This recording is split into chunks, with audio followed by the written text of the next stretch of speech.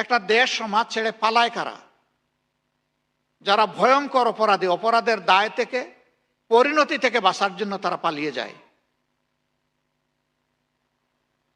আজকে পালিয়ে যাওয়ারা উকিঝুঁকি দিচ্ছে, মাঝে মাঝেই গল্প শোনায়, এই বুধে এসে গেলাম। যে মানুষ ডেইলি একবার বলে আমি আত্মহত্যা করব, ও জীবনেও আত্মহত্যা করে না।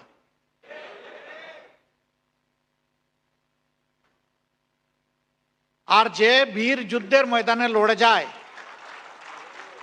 সে বলে না যে আমি একজন বীর যোদ্ধা, বরঞ্চ জাতি বলে যে সে একজন বীর যোদ্ধা।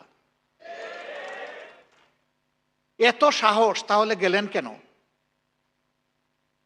ওনার বাপ কানা এমন যে আমি মক্কা যেতে চেয়েছিলাম, আমারে মস্কোতে নিয়ে গেছে।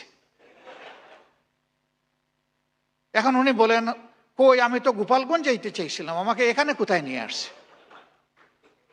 অথচ এখন সবকিছু বের হয়ে আসছে। 3 দিন আগ থেকে পেরেশান হয়ে সেভারাল ফোন গিয়েছে পাশের দেশে, তাদের কাছে সাহায্য আশ্রয় চাওয়া হয়েছে। 3 তারিখ থেকে এটা শুরু হয়েছে, 3, 4, 5 3 দিন। সেটা কি গোপালগঞ্জ যাওয়ার জন্য ভারতে ফোন দিয়েছিলেন নাকি? এই কপটতা, জাতির সাথে এই তামাশা, এটা জাতি আর দেখতেও চায় না, শুনতেও চায় না। পাশের দেশ দাবি করে তারা আমাদের সবচেয়ে বড় বন্ধু। তো সবচেয়ে বড় বন্ধু হয়ে বাংলাদেশের সবচেয়ে বড় কিলারকে আপনারা বুকে জায়গা দিচ্ছেন কেন? সুযোগ জায়গা দেন নাই। আপনারা সমস্ত